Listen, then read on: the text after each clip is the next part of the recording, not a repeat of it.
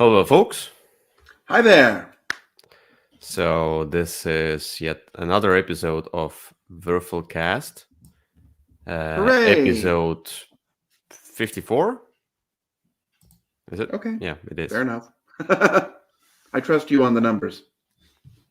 It should be written somewhere. So I trust the good old titles on the videos Okay. more than I trust myself. But this also means that we are one episode away from 55, which is a nice number. Okay.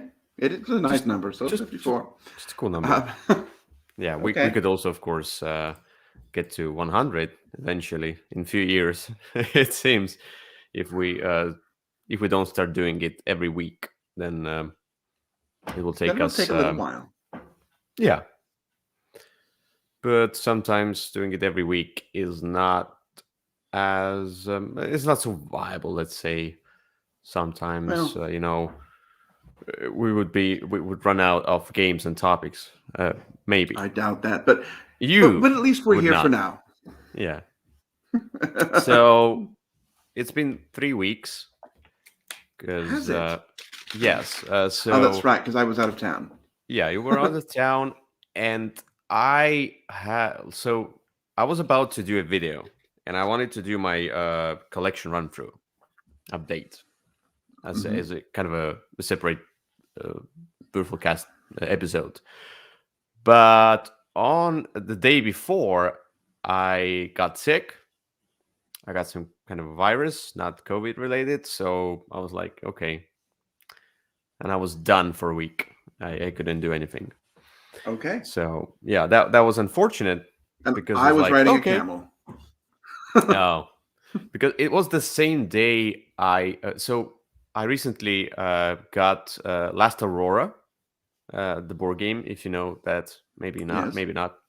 It's on a You Catch talked Palooza. about It it was last time. yeah, it was so we started playing that, and throughout the game, I felt worse. Not because of the game, though. Maybe the game had so much theme that because it's radiation and blah blah blah. It's post-apocalyptic world that maybe the game radiated some virus on me, but yeah, I felt worse. And it was like I couldn't even finish the game. We had to stop, and then I was out for a week. So that Okay. was that was disappointing, and it Would have also been. reminds it reminds me of our theme or topic of today, top 10 disappointing games. Though Last Aurora will not be on Hooray. my disappointing list because the You're situation spoiling was already. disappointing. Yeah. no, no, I also wanted to talk about this. I was like, okay, so I'm gonna play this game, and then when Kyle's back, and we're gonna talk about this game in our recent plays. But because I didn't Mm-hmm. finish the game, I was like, okay, I Oh, think I will reserve it until I played the full game. So great. yeah, that was just that was a bit unfortunate and disappointing. Uh, but I'm back, and we're back. And sorry that we haven't been Sure. here uh, 2 weeks ago. So, or me at least. And you, Kyle, you've been to. All right. Oh, I was in Jordan for about 10 days. Just, I'm turning 40 tomorrow, so that was my 40th birthday present from me to me. mm-hmm. I see. Nice. Congratulations. Are we having a connection problem? Yes, you froze. Very frustrating. Just a moment. Oh, well, Just I'm back now, I hope. let's see. Uh-huh. Is this just to be disappointing? Because it's a disappointment episode. But sorry, guys, we'll be right there. Let me see if Kyle can connect again. Uh, just a moment. Seems to be an internet problem. It always happens, and we cannot do anything about that because It's across the ocean, and it's an international platform that provides servers for money. And if they fail to provide a secure and viable connection, then there's nothing we can do, because on my end, I see that I have a good connection here. My internet is high-speed internet. So I don't know, guys. It just happens. But we'll see Kyle in a moment. He is away, but he'll reconnect in a timely manner. Matter. Manner? Anyway, so we're gonna go through our usual topics. We will have recent plays, we'll have Cult of the Olds, we'll have funky components, and then we're gonna finish it up with the top 10. You have to wait a little bit longer, but why not? While Kyle, oh, Kyle is here. Let me see. We'll get Kyle back. In, Not sure what that was. uh, as I kind of explained while you were away, is that these are international servers of a platform that we use for money, and sometimes the connection just doesn't work. And it might be from my Are you still side, your here? side, Or am I whatever. now frozen? I This is am. horrible. Yeah. Kyle is still away. Okay. Let me just start with recent plays, and then we'll see if Kyle will be back. I'm going to talk about my recent play. So let me just share the screen of Board Game Geek.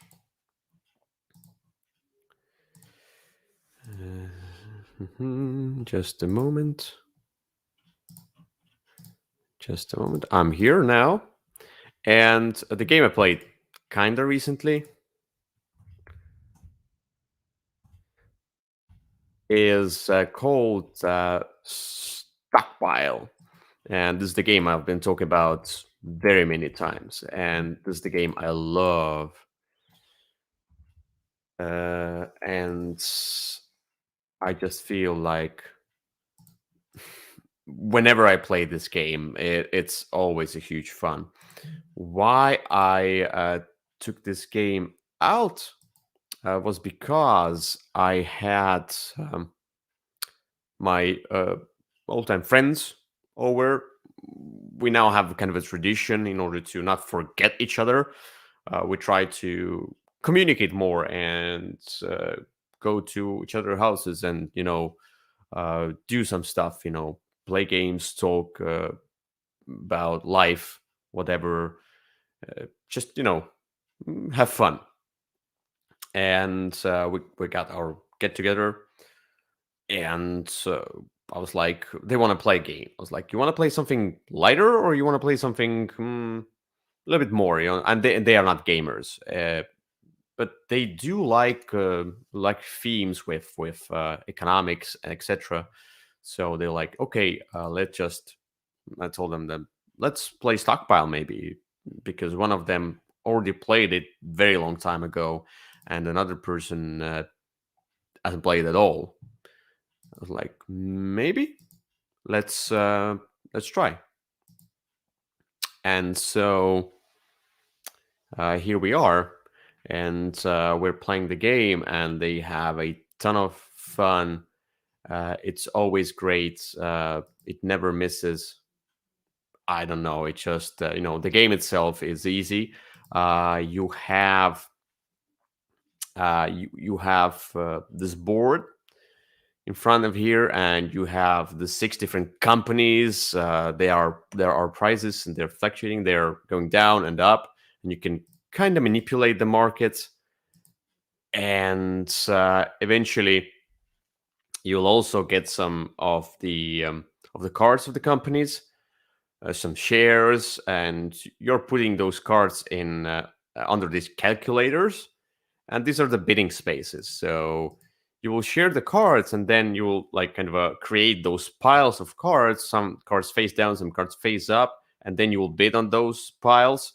And sometimes you don't know what you get, sometimes you know what you get, and you're trying to get the best deal out of it. Not to overpay, but get enough cards to in order to progress in the game, because whoever has the most money at the end of the game will be the winner.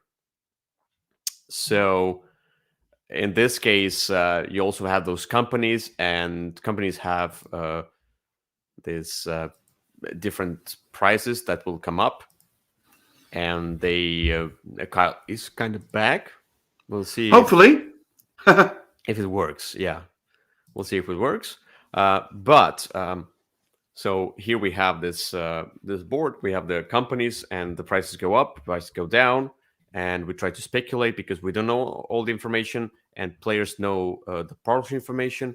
In this case, one person knows that this company called Auto Locomotive, whatever I remember, leading laboratories, whatever, goes +2, goes up in price, and they can split. Splitting means that you double your card that you already have, or get some extra money, etc. You can play with the expansion, which adds those not weather dice, but what you call them, the Market prediction dice? market Forecast prediction dice? dice. Forecast, yes, the forecast dice. I want to say, yeah, you get those forecast dice, and why the expansion is great because those forecast dice create a different situation each round. But if you're playing with just the base game, there are all those same cards and same kind of a predictions you get each round, which is not fun. So that's how stockpile works. And yeah, Kyle was away, but why I chose this game to talk about this game is because I got together with my old friends, and one of them didn't play it before, and he's a businessman, and he was so surprised, and he had a ton of fun. He loved the game, and we laughed a ton. So this game just never fails me. It's one of those Good. games that evergreen, and I don't know why, but replayability of this game is extreme. I never feel like oh, I'm doing the same thing all over again. So Stockpile Okay. was my choice for recent play. And I don't know. Let's try to keep Kyle here. And Kyle, why All don't right. you tell me what's your recent play? So my recent play is something that just arrived. I played it through it twice now.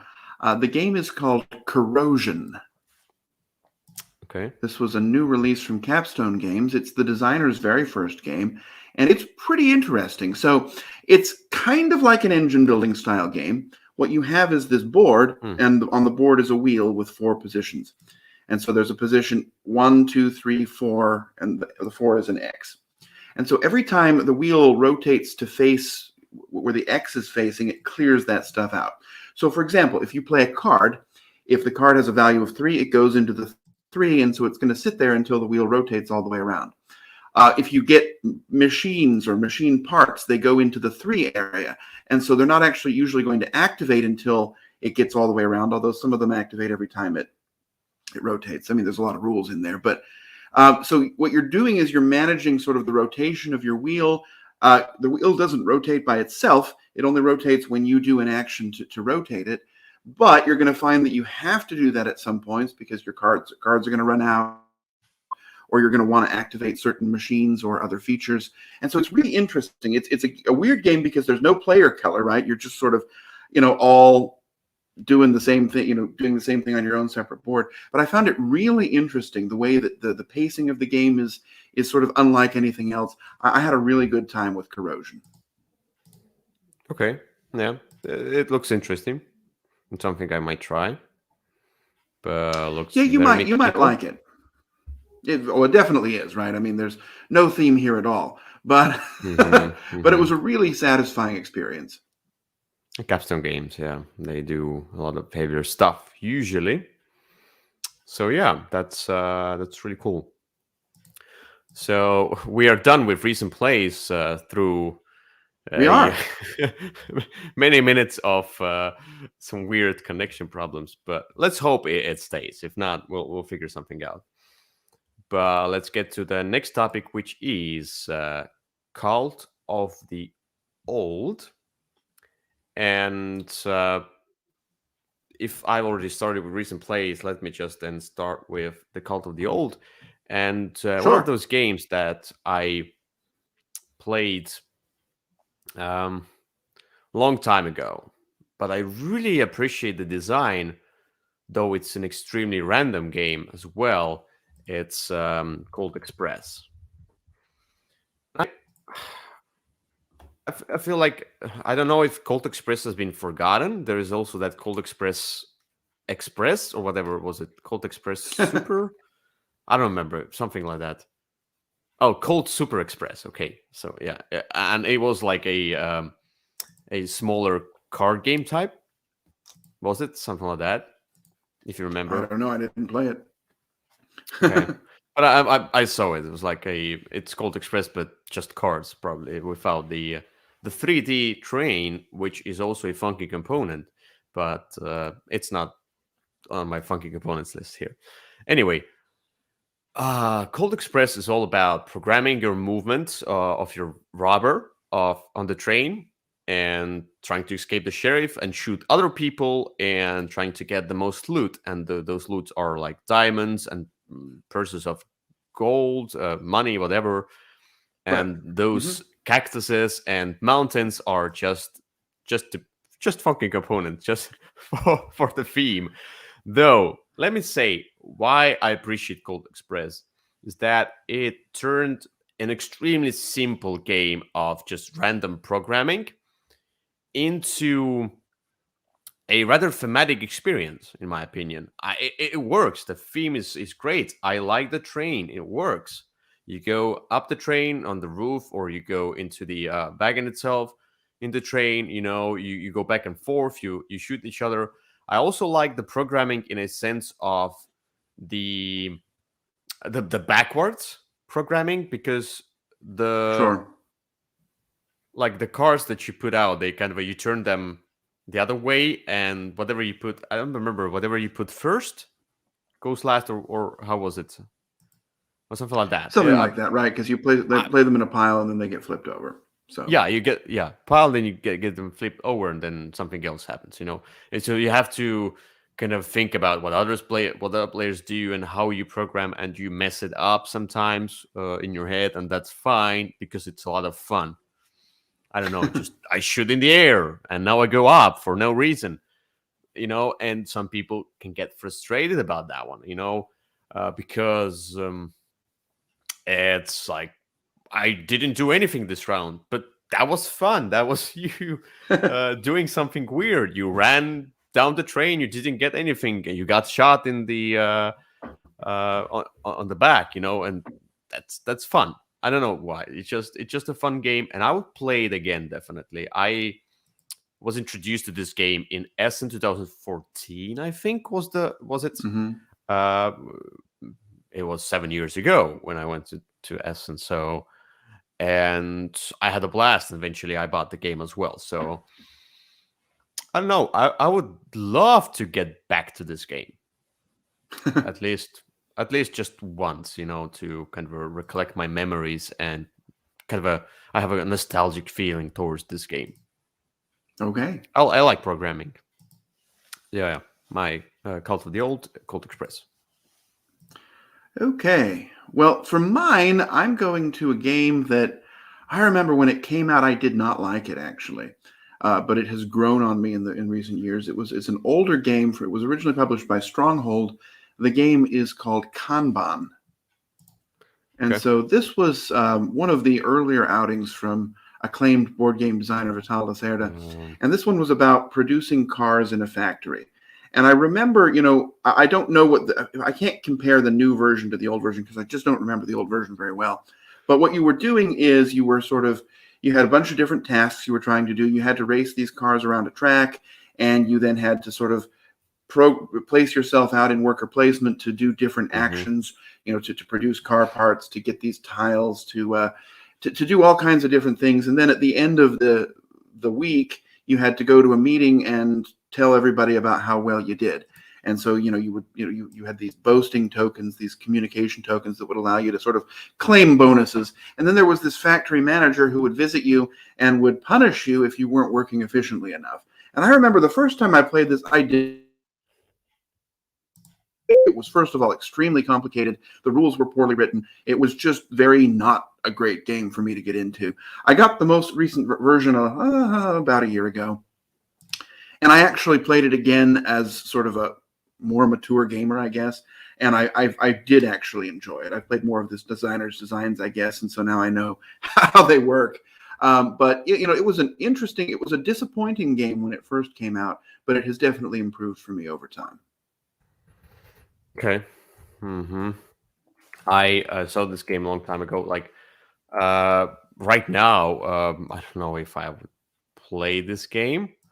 A long time ago, when I looked at this game, it was a bit too heavy for me.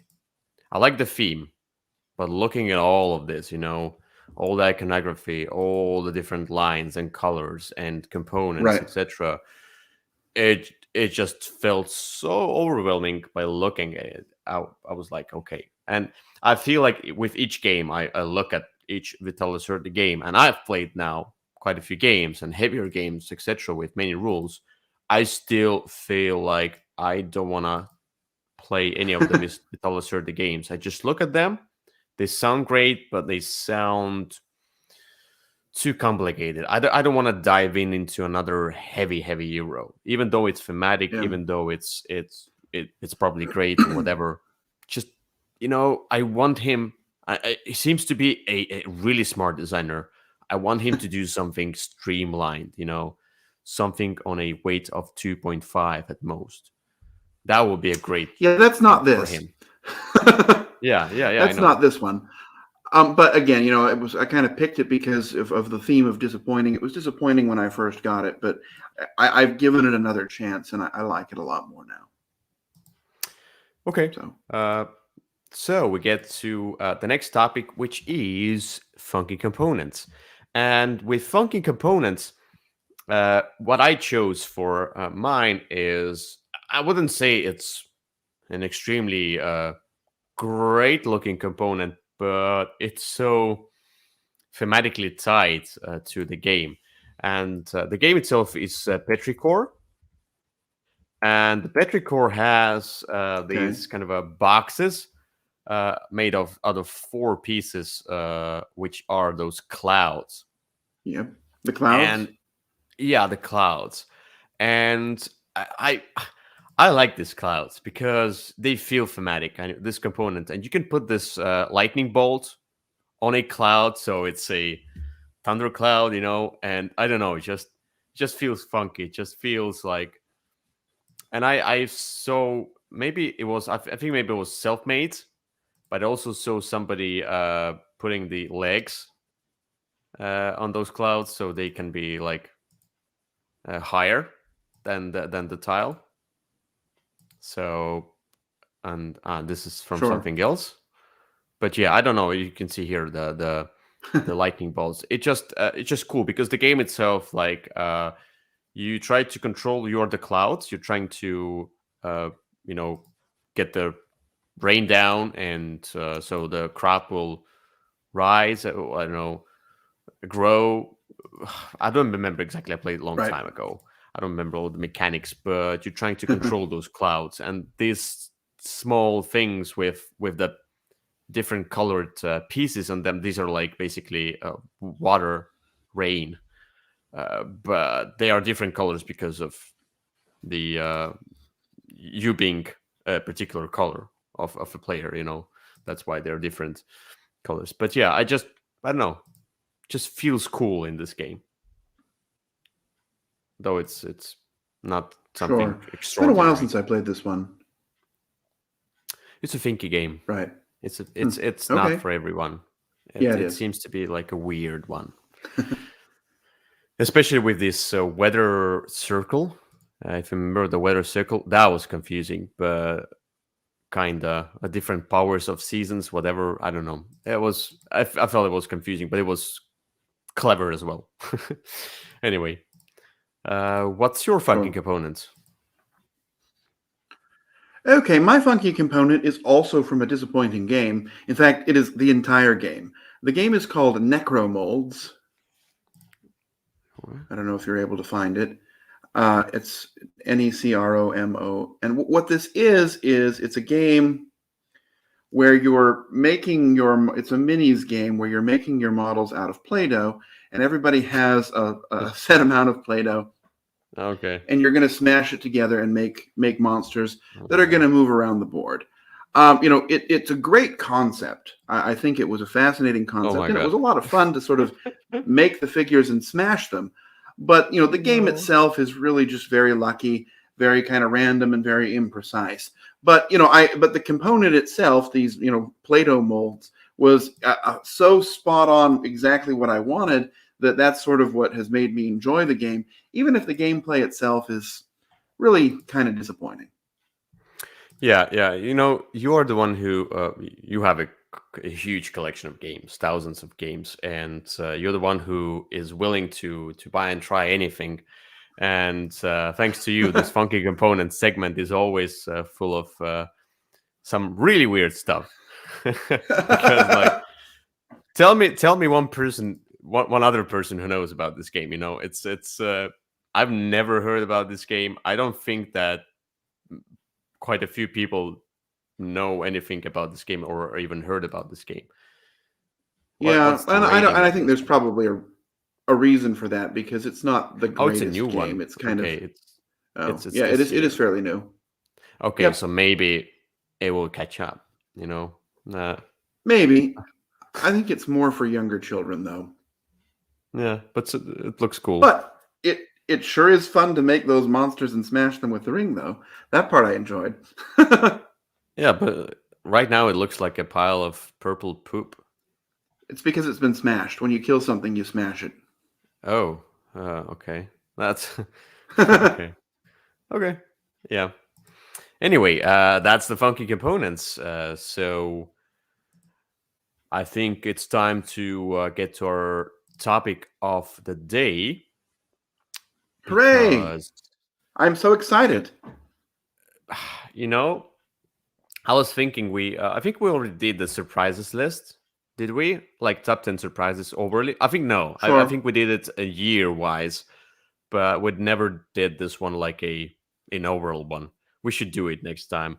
But I was thinking like, should we do surprises one, which is like more positive, or should we do a little bit more negative one, and then end the year on the positive note with, with the Well, surprises list? let's see. We Because disappointing games. So let me just put this one down here. Top 10 disappointing games. So this is for me, at least I think for everybody, for you as well, this is not the game I just don't like, but the game I had high hopes for. The game I was thinking that I would love, but just didn't, and or had right. some problems with it.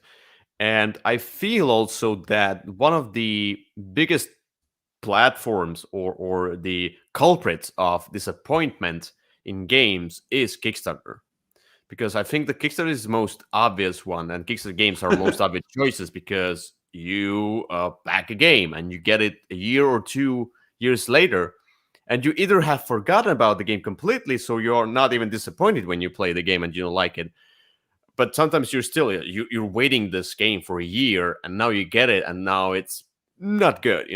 I think the Kickstarter is one of those culprits of this one of this list, but to be honest, I don't know how many of my games were Kickstarters. Not not all of them. Maybe some of them. Three I of don't mine. I don't exactly know how many. Yeah, a few of them, yeah. So Kickstarter, some of them not. Some of them are retail, but they could be publisher related or designer related that I'm so excited about another game from that publisher and then they Yep. disappoint me. And this list could be long and I could have forgotten quite a few games because I had quite a few disappointments. And there was one game I remember because why did I choose this topic for today? Yesterday I was thinking about one particular game. I remember I just heard about it somewhere. I was like, oh, this game was disappointing. And I was like, okay, let's do and then I forgot about this game. And then I was like, okay, I Oh wanted to no. put it on the list and I don't remember what I wanted to put on Hmm. the list. So anyway, Oh that's well, that's so disappointing. yeah. So here we are, and I think do you have any kind of a comment on how did you make the list?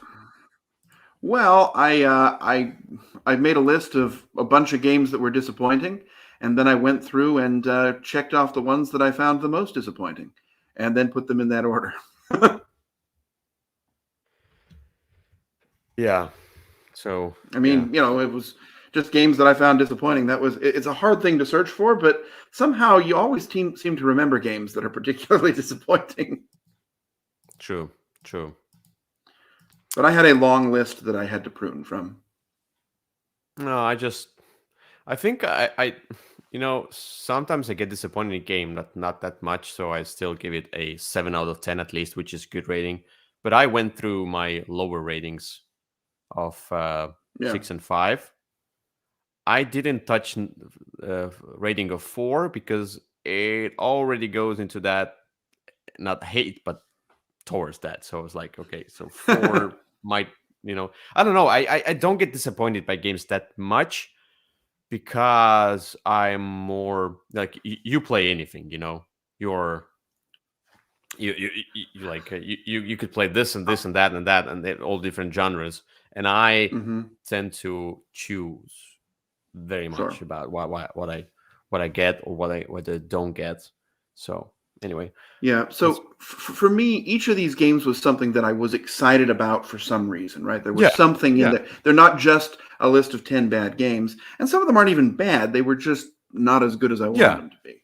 yeah. So for me as well. So, and I think we should comment on why we were excited in the first place, and then Sure. why we were disappointed. Okay, let's get to number 10.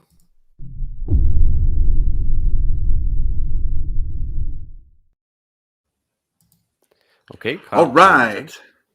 My number 10. So this was a game by a designer that I really enjoy. And it was a follow up to another game that he had that I really enjoyed. The game is First Martians. And Mm, so this is the follow up to Robinson Crusoe. yeah. And, that was a great game that's a lot of fun, but kind of difficult to learn and play. And this was supposed to be newer. It was supposed to have this app that controlled things that would change the story frequently and remember everything for you. And what it ended up being was just kind of underwhelming. The app wasn't all that functional. It didn't work very well. The rules were complicated. And the gameplay itself just always felt like a constant struggle with no real payoff. And so, I was excited. There was a lot of promise. And this particular designer is fairly outgoing and promoted this thing to the hilt. And then when it came out and I tried it several times because I was so excited about it, I just never had a really exciting or fun or satisfying playthrough of it. So that is unfortunately my number 10, First Martians. Yeah, I was excited about this game when I heard about this game first because I loved Robinson Crusoe. It was a great cooperative game, though it had quite a few problems and too many rules and too complicated, to get back to. It had to be your lifestyle game that you play a ton and all the time in order to remember everything. Plus, it was hard. Now, sci-fi film didn't excite me that much. It was like, okay, the app and you progress and you get kind of a story and like a little bit of that campaign or legacy element in it, kinda. That's just what I heard. And I just didn't get to it because I don't know why. Yeah. And when I thought about this again, I started looking into this and some videos and reviews, etc., comments. I was like, everybody's disappointed in the game. I was like, okay, so good. I didn't get it, and I'm just gonna skip it because I'm sure I'm gonna be disappointed because if Robinson Crusoe is hard is touted to be a great game and is rated really high, then this one is very very low. So it's Mhm. like, okay, I don't think I will never need to try this one out. Well, there you are. So you're not disappointed in it, but I sure was. I would have been if I played it. I think so. Okay. My number 10 is so it's not a huge disappointment because I already had a problem with the base game, the initial game. And this is the one we played on the cruise, and this is the one you told me that if you are gonna play it with us, you need to invest at least 2 days of your cruise into this, Ah. and that's Betrayal Legacy. And I look, I'm not disappointed that I played the game, but uh, when I played Betrayal at House on the Hill, I was enamored with the whole concept, Hmm. but it wasn't. It had problems. The balance, the trader mechanism, I just wasn't into it. I liked the first part of the game, and then Betrayal Legacy was like, okay, so and this has been my first Legacy game. It's like, okay, I Hmm. hear that everything they do into Legacy is better than the initial games, like Pandemic Legacy started to be, it was number one, etc. It's like, okay, like with Clank Legacy as well. I think Clank Legacy for me was a greater experience than just a Clank. But with this one, I was at first when we played the first scenario was great. So my First scenario was fantastic. yeah, my expectations went up. I was like, okay, Betrayal Legacy, it must be better than Betrayal. And then the first scenario just shows it. It's it is greater than Betrayal. And then eventually, when we go scenario after scenario, and your brother being traitor 90% of the time, Every single time. for whatever reason, I don't know why, it just felt even more disappointing after each scenario. The ending, I think one of the scenarios was extremely disappointing. I was like, there's no balance. They didn't balance it out. Still, I was like, why you such a great start, and then it was a disappointment within a game. So Yeah. I agree with that. I mean, I had a great time playing it, but the ending was very disappointing. And it started at such a high, and then it never reached that high again. And that might have soured the experience a little bit. yeah. So anyway, Betrayal Legacy, yeah. Overally, it's my number 10 because um, I kind of like the experience, but yeah. Sure. Let's get to number 9.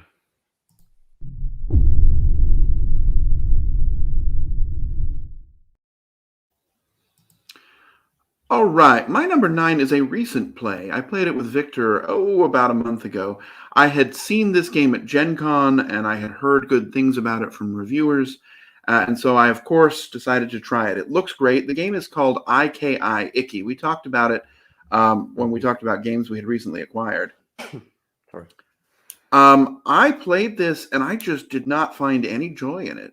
I mean, it was maybe an issue of high hope and high hype, and then it looks great, and the Mm-hmm. rule book was all right. But the game itself, it felt like it was both too short and too long. It felt like you were just sort of keeping up with things. You have to do this, and so you're going to do it. And so it kind of felt like, you just did what you needed to do. It felt like we were constantly getting in each other's way, but not in an enjoyable manner. I really wanted to like the game a lot, but just it had so much potential that just was never realized. I think it needed about Mm-hmm. twice as many rounds, but then it would have been much too long. Looks great, but Yeah, it I looks played great. it a couple of times and I just found no joy in it. So that's why it is Mm-hmm. my number 9 disappointment. Ooh, the box insert or whatever it is, the inside art is great. That's just Yeah. the artwork on the box. Yeah, I It's a know, very but nice looking game. it's a good touch that you Oh yeah, put no problem with the artwork inside the components. box. Yeah, it looks great. I like this washed out kind of a, I don't Yeah. know, what's the style So of painting. Uh, but yeah, I heard about this game and I was like, maybe I should try it. But yeah, I think hype is number one uh, problem with getting disappointed. Because especially like it's not just there are games that were extremely hyped, but I don't care about that. But there are some games that are hyped and you look at the game as like, oh, this is the theme I would love, this is the mechanics I would love, and this is hyped. The combination of all of those, this is where the right. disappointing level can be really high. Anyway, my Sure. number 9 is the game that I didn't have very high expectations about, but everybody was talking about this game like it's a cool game, very easy to get into. It has this engine building. I like engine building and like building up and getting more resources and then dumping it into getting more and more and more. It's I like all this building up, and it's a wonderful world. Look, why it's my number 9? Because I'm not the biggest fan of drafting, but I was like, okay, Oh. if the other part of the game is great, then I'm not that bothered by drafting mechanism, because if I get to build my engine, then I don't care. Uh, what's the other mechanism, like Blood Rage? I love Blood Rage, though it has drafting, but it doesn't bother me there because everything else is so great. With this one,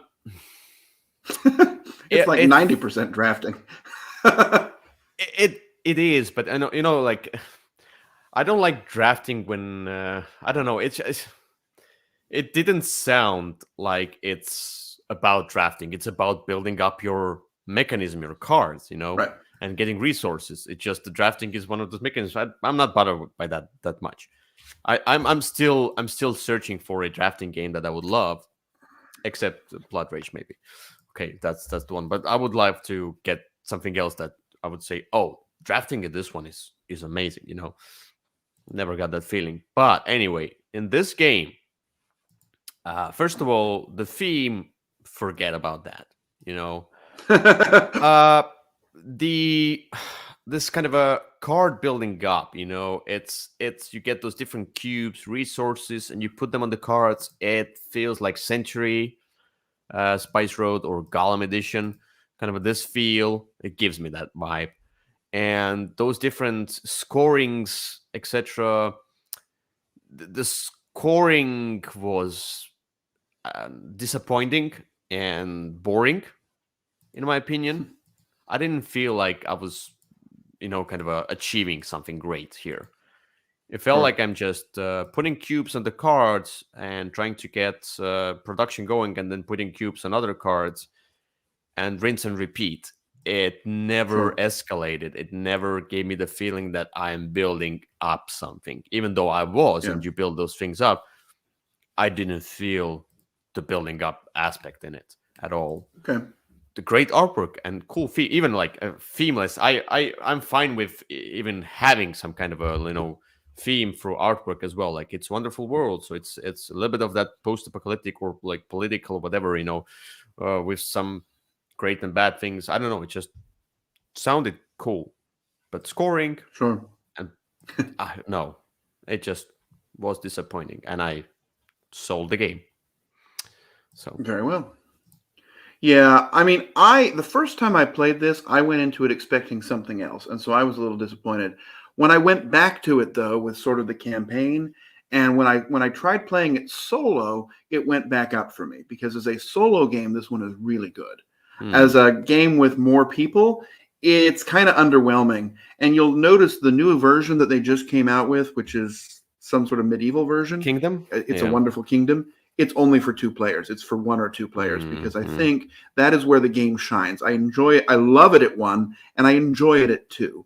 I played that Any too. other player count I found to be just it felt more random than fun.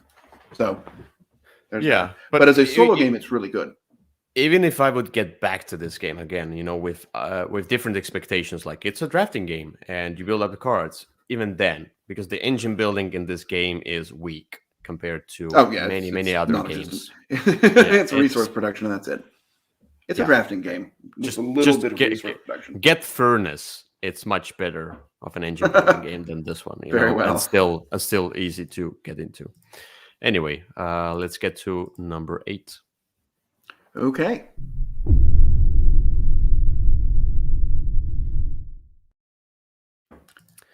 Okay, so number 8. Right. My number 8, this is the first of the 3 Kickstarter games, I believe, on my list. This was a Ooh. game that I was interested in. I looked at the game. It looked kind of fun. It was from a publisher that I have had no qualms with. And then it was based on a video game, and I decided to play the video game, and I really enjoyed it. So the game is called Kingdom Rush. And this is the board game version, of course. So in the video game, it's this tower defense game, and you're building stuff up and trying to kill monsters that are constantly rushing at you. In the board game, what you're doing is slowly placing Tetris pieces on cards. And the way that, and some of the mechanisms would like destroy your stuff when you needed to use it, and that was disappointing. And it felt kind of slow and plodding, and it felt like there were just some rules that didn't make the game very much fun. It looks fine, and it's certainly well produced with a lot of love, and I'm willing to give it a second chance when the new version comes out. But as a whole, this game, it just did not capture any of what I was hoping it would. It was 100% different from what sort of was promised, and that is why it was disappointing for me. So there you go. My number 8, Kingdom Rush, Rift in Time. When it came out, it was on Kickstarter. I wasn't that interested in this one because, it sounded like a miniatures game, Yeah, it is not. It is not. I mean, it sounded like that. It looked like that, this kind of a Arcadia Quest type of thing, It's just looked all the same. I'm not into such games. And then eventually, recently, I was looking into this game again. Like, I don't know. It sounds kind of cool. It looks cool. It does. Maybe I should try this one out. And I don't know. I never did. But now you say that it's it has this kind of a Tetris element to it. Then I would definitely skip it. Because I don't like Tetris elements in games. Yeah. At all. Okay. Well, and I won't say it was a bad game. It just was very different than I thought it was going to be. And it had, like I said, some rules that really made it not very much fun. So I don't know. I mean, I want to like this game. I still will try it again, but I just was really disappointed in it. And especially from that publisher, because Lucky Duck has usually put out some pretty good stuff. So yeah, that's kind of what I was looking for and what I got. So there you are. They still have their game is Chronicles of Crime. I think everything else they do is okay, but it seems to be. I think Chronicles of Crime is the Destiny's one. Destiny's is also very good. Okay, yeah, I've this is a newer one, yeah. Okay, let's get to my number 8, and my number 8 is it's also a Kickstarter game, and I as I said, First Martians is the one I was interested in. I like a scientific space theme. First Martians didn't feel like as a sort of a sci-fi too much, so it was okay, I was interested in. I'm not into sci-fi usually, but this one also felt like, it's about Mars and surviving on Mars and excavating and whatever else. And this has different modes of play. You get cooperative, semi-cooperative, competitive, semi-competitive. I don't know, Jeopardy. I don't know, whatever. I'm kidding. But Martians, a story of civilization. So, that Polish one. Yes. Yeah.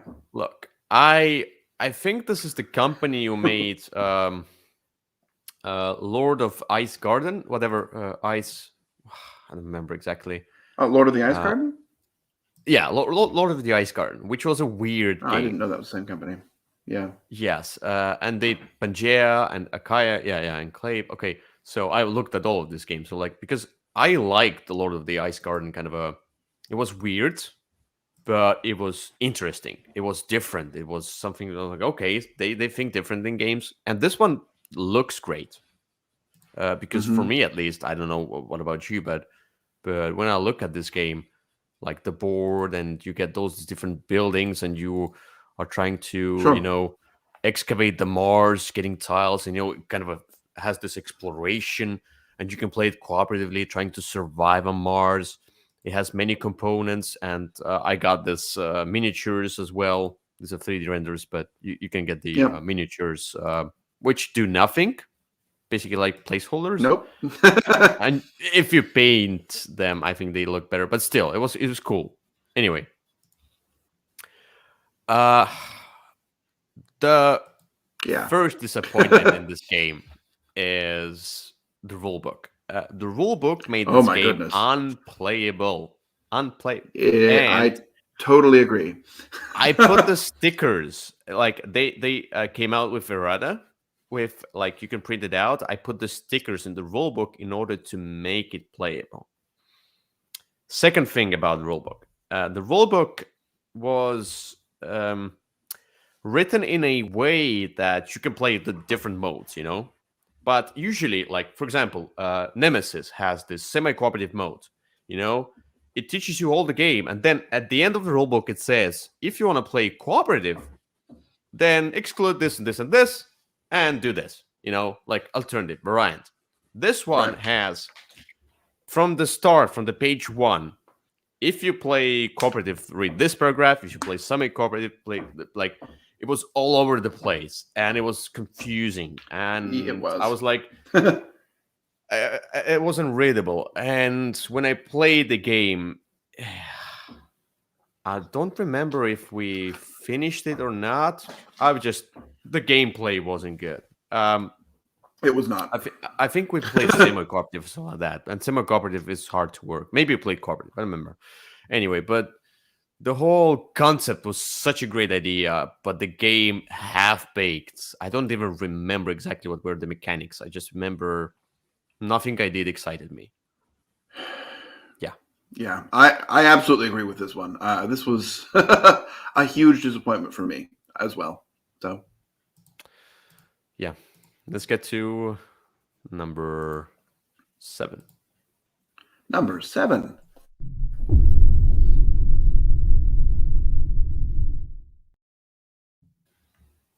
Okay.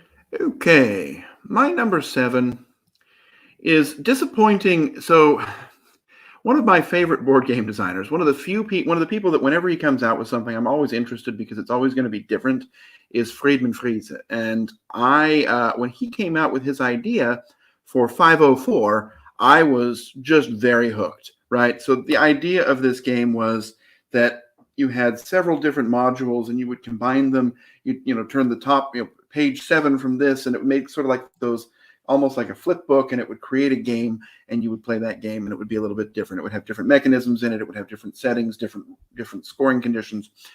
And in fairness to him, it was a masterpiece of game design, right? To get enough combinations and make everything so that it worked.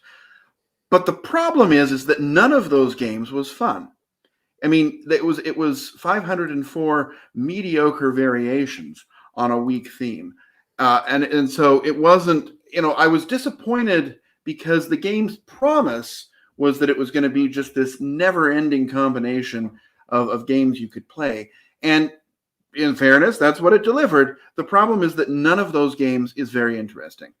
And so I would rather have have him designed one really good game rather than 504 variations on that really good game, that none of which is very fun. So, I mean, this is a game that I will definitely keep just because of its sort of historical value, because it was such an interesting concept. Yeah. Collectible. But it that's more for me, right? Because I like the idea, but it did not live up to its potential. And I guess maybe it did, right? Everybody was sort of thinking, well, this isn't going to be very good. And unfortunately, everybody was right. So, I mean, again, brilliant piece of game design, well executed, but kind of boring. So that's my number 7. Yeah. So look, I heard about this game first before Essen. Then I went to Essen when it came out, and the problem with this game is it was very expensive because it had a ton of components. So you can, Mm-hmm. get all of those 504 games to work. But when I looked at this game, I was like, okay, should I buy it or not? I was like, during Essen, I was like thinking about this game. Should I buy it or not? And I decided not to buy it because I looked at this game and realized that, okay, so it has a limited number of components from which you get 504 games. For that price, even if I pay, like, let's say I play 150, pay 150 for this game, I don't know, it costed something like that, a ton of money. Oh, Let's say something, maybe less, but I don't remember exactly, but a ton. For 2000, and was it 15? Yeah, mm-hmm. 6 years ago, 100 for a board game was not.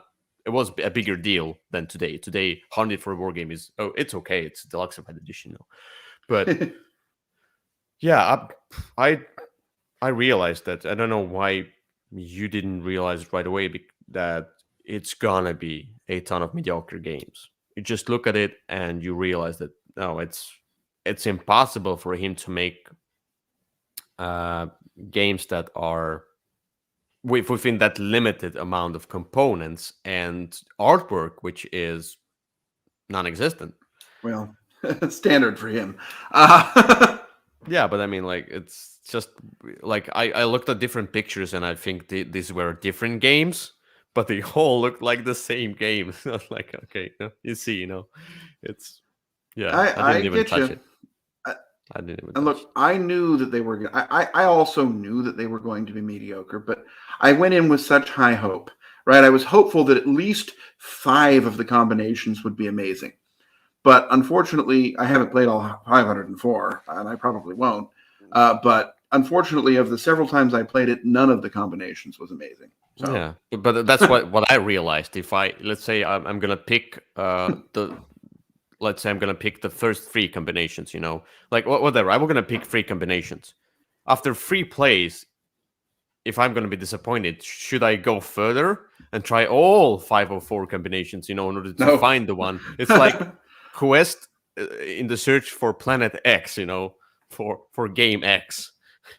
It's That you could be know a theme. We could do that. We could have that be a recurring video on the channel where we play all 504 games. It'll be like Julia and Julia. oh, we're gonna do a playthrough of 504. Every All episode, every episode, 504. they struggle to get the It's a best out of the new worst. category. Yeah. Oh My well. God. No, I think I'd rather no. I'm afraid I'm not up to this extreme torture. So Fair enough. yeah. Okay. Let's get to my number 7. So my number Okay. 7, look, when I heard about this game, and yet again, Essen, gets your hopes up.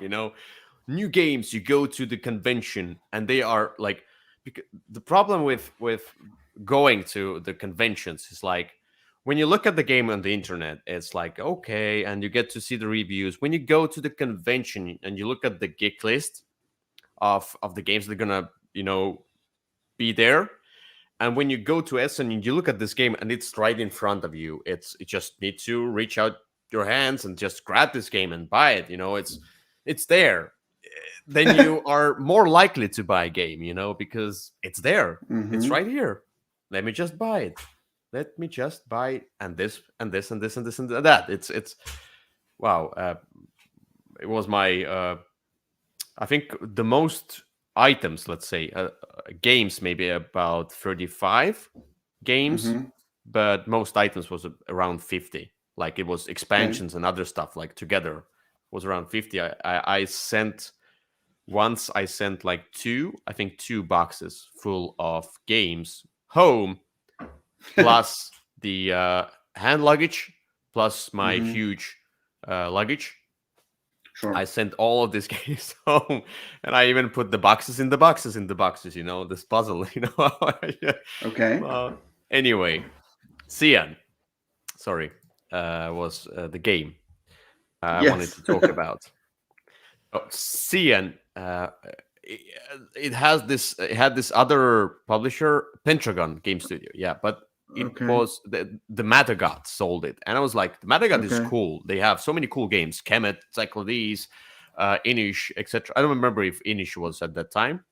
Maybe it was. I don't know, but I knew they had many cool games that I liked, or like Okay. it was a good company, or it is a good company still. And this one is you're building your or painting your terracotta army, and it's a cool ancient theme. You know, I like all of this stuff, and it draws to it. And then I think I played it already in Essen. Maybe I played at home. I don't remember exactly, but I got this game. So the first disappointment I had, and they had limited copies. They had like 50 copies of that, or maybe even less. You Okay. know, if I don't buy it, it wasn't out in the distribution. They had some very limited stock, and then you could get it much later, many months later. So it's like components are abysmal. The Oh. Some of the cards or whatever they were, like tiles cards, they were made out of toilet paper. It seems was very bad. The components, I just didn't Okay. like the components, and too washed out colors. It just didn't feel like it was made with love. You Hmm. know, oh, like this, yeah, these tiles. They are not tiles, they are toilet paper. So this and Okay. there are some, maybe upgraded components that somebody has. And this terracotta army here, you know, uh and the gameplay itself. So I don't know why some people say that, oh, such a great, and it's a hidden gem. It's not. It's not a good game. I don't remember exactly the gameplay, Hmm. but it was a small puzzle and weak. I think I criticized the game, even the designer, or maybe I wrote the designer or something like that. I don't remember, but we talked with the Okay. designer as well, and I was disappointed. Maybe I talked about it in the video, and the designer then wrote me about this game. Okay. Maybe I should try it again and look if I can find something great in the game. No, I don't remember exactly how it's played, so sorry about that. But I remember being very Okay. disappointed because the theme, the publisher, everything sounds great, and it's so bad. Oh Cian. well. I have no comments on this game because I have never played it. I don't think you should. You can. Okay. Well, Maybe after that maybe rave you'll review, like it. I mean, like well, maybe we'll you'll see. like it. But I don't know. I don't know if you Hmm. will like it. That's not something that shines. Very Oops, well. sorry about that. Anyway, let's get to number 6. Um,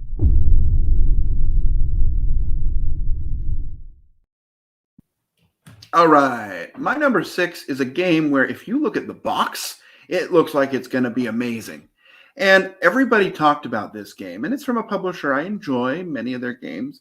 Everyone talked about it like it was going to be just this amazing, amazing experience. The game is called Cryptid. And you look at that box and you see all this Hmm. great artwork, this monster. And when you look inside the box, it's sort of this kind of bland collection of hexagonal spaces. Mm-hmm. And there were the deduction element was I like deduction games, but in this one the deduction element wasn't all that much fun. There were not enough cubes for a lower player count game, which was problematic because the rules didn't express what you were supposed to do when you ran out of cubes. Um, and just the gameplay itself, the deduction was more frustrating than fun.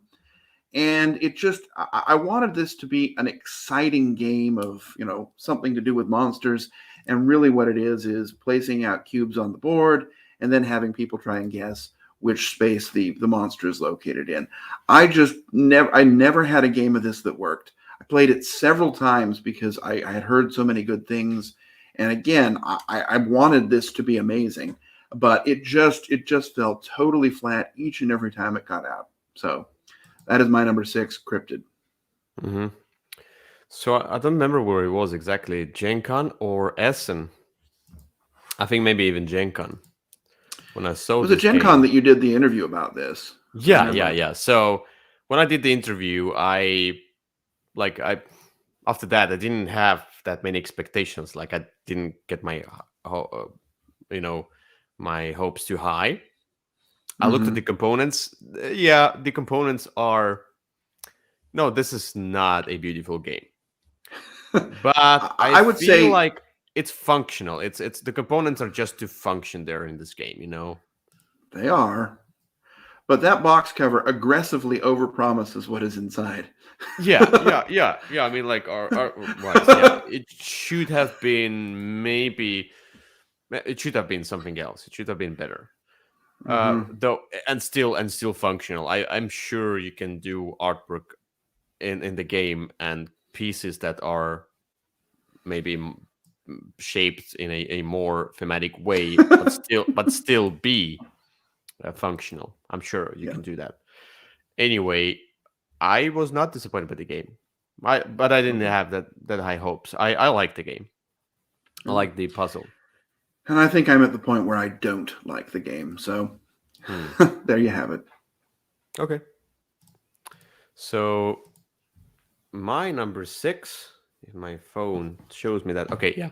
My number 6 is a Kickstarter game, and that publisher has kickstarted every one of their games, at least what I know. And they are the ones who have this kind of a series of games where they put tiny components into small Oh, box and call I, it an epic game and a tiny epic series. Yeah. Look, hmm I after think I I know played which one this tiny will be. after I played no, maybe not. But after I played Tiny Epic Galaxies, I was enamored. Like Tiny Epic Galaxies was good. It was wow. Yep. It's a small box, a great game. I loved it. And then they came out with I don't remember exactly if it was the next one after that one. Maybe, maybe not. Tiny Epic Western. You get Yeah, it your was next after worker. Galaxies. What? It was after That Galaxies. was Okay. that was yeah. Galaxies was number 3 and Western was number 4.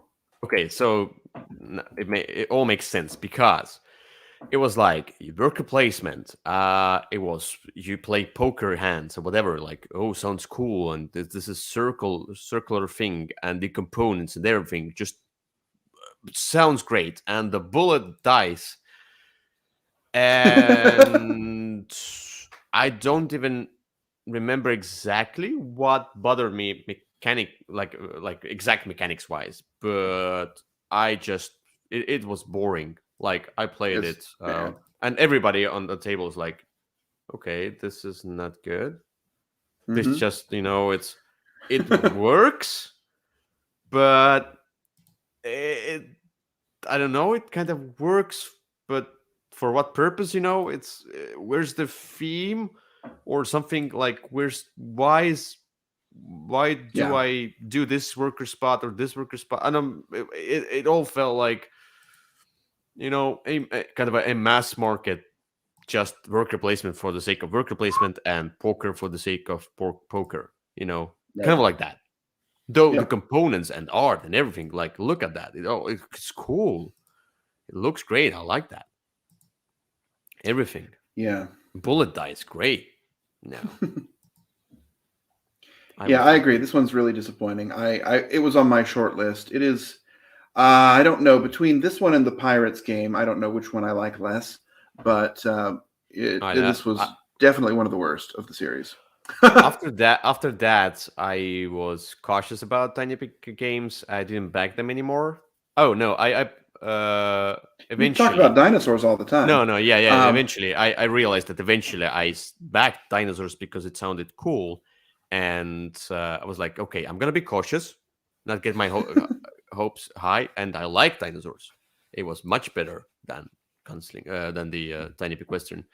Sure. But yeah, the overall dueling in this game, it should have been just scripted out of this game. It's just, Yeah. why was it there? Just, to get the competitiveness of worker spots. It should have been done in a different way, not in a take that kind of a way. No. Yeah. I agree. Okay. This was not. It was a very big disappointment. Yeah. Especially coming out of Galaxies. Yes. That's was getting high hopes and then boom, not a good game. Anyway, let's get to number 5.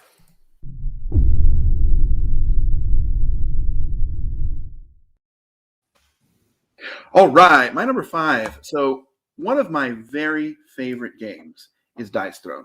Right? I mean, this is one of the best little head-to-head dice games that there is.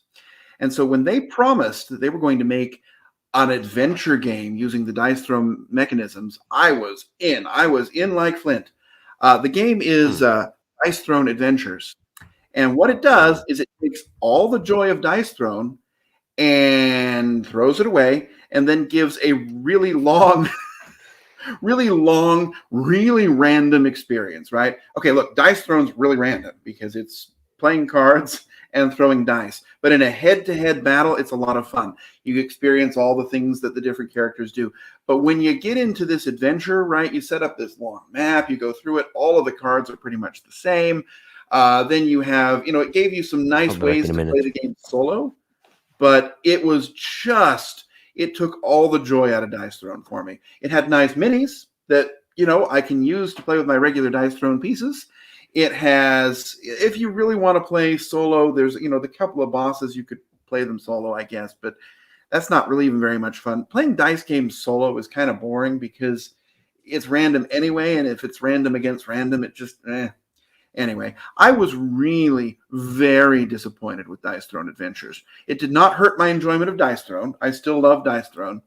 But the game was so joyless to me that I don't think I'll ever even get it out of the box again. I'm keeping the box just to store the minis at this point.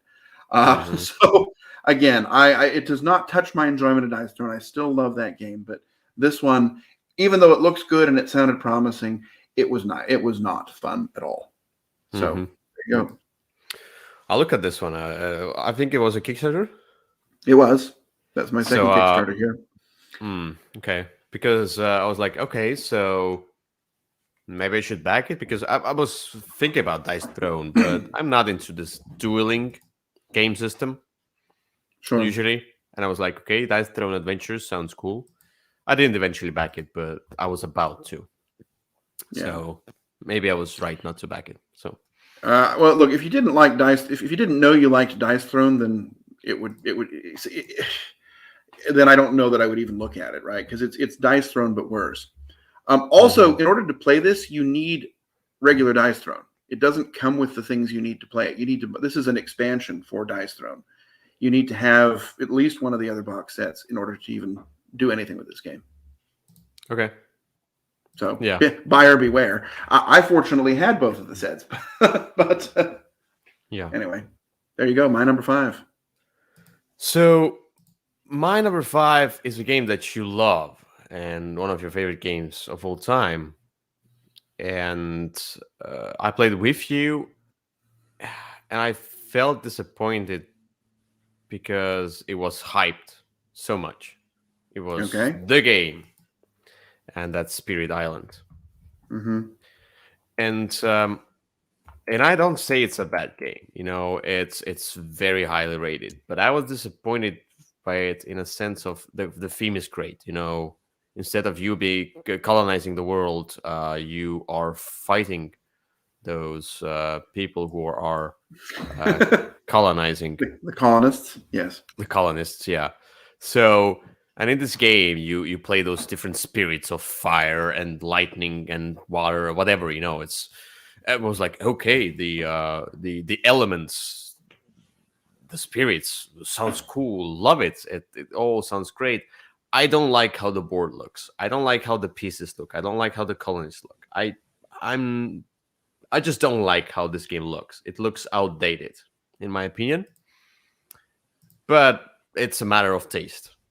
You know, it's functional, but the board looks as bad as the kind of almost as bad as scripted one. You know, it's I get functional. it. It's not beautiful at all. Anyway, there's the other side, which is beautiful, by the way.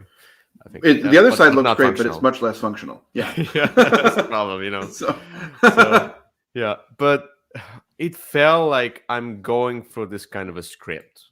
It was very scripted puzzle, and I don't like that.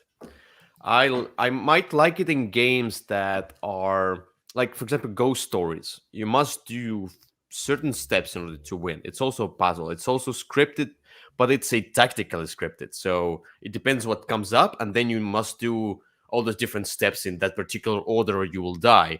Here, the whole game feels as one huge script. It's just for me, you know. I yeah. wanted to have an adventure, and I felt like I'm doing this phase and that phase, and I need to play that particular card in that order, and you have to play that order. It's a lot of cooperation. That's fine, but I also felt disconnected with you. I felt like you're doing your stuff, I'm doing mine stuff. Uh, I, I didn't feel I didn't feel the strong cooperation that we are the team and we are going on an adventure and killing those colonists, whatever, you know. Eh, I felt Yeah. disappointed Okay. in Yeah. the I whole mean, premise of the game. so this game, like we've talked about this before, is not for everybody. I would say it is more procedural than scripted, right? It's all about manipulating the procedure in which things happen, Okay, and that's maybe. sort of how you're doing it. And you know, it's one that there's the other side. I Oh, agree that the functional side of the board isn't beautiful, and the beautiful side of the board isn't functional. And I not at all. agree that Look it at is a that. game that really you kind of have to play it a lot of times before you can sort of peel away some of the veneer and get to the joy. And you know, we've talked about this. I have played it lots of times, and I really enjoy it. In fact, that someday I'm going to do a list here on this channel of ranking the spirits in the game. Mm-hmm. But I don't know. I love this game, but I can understand that other people might not love it as much as I do.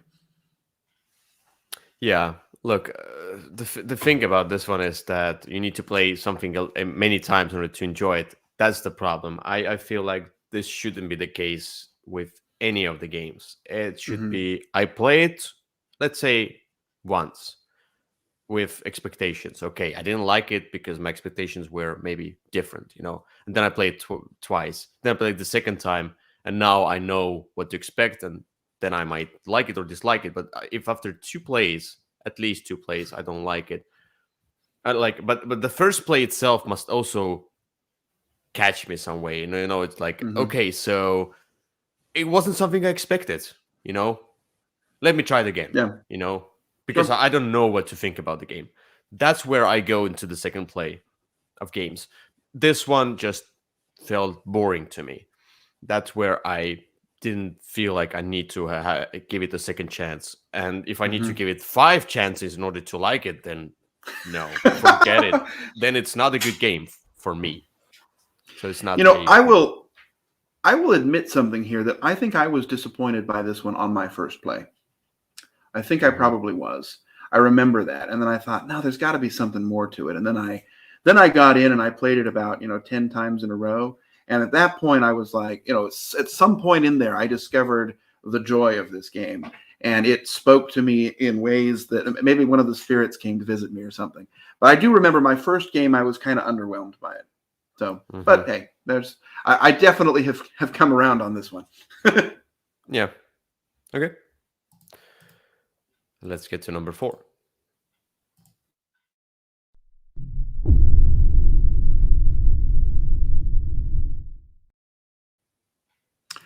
All right. All right. My number 4 is the third Kickstarter game on this list. And I will use the term game very lightly. This is one of the few, I don't usually like to call something not a game, but this one almost is. This is a game that I think people tolerate because of its artwork. Um, in fact, I tolerated it because of its artwork and because of two of its sort of IP-based expansions. But Hmm. when it came out for a second edition on the Kickstarter, I just passed. It was a hard pass for me. The game is called Call to Adventure. Oh yeah. And Call to Adventure is just basically it's more of a co-op or a competitive storytelling experience and less of a game.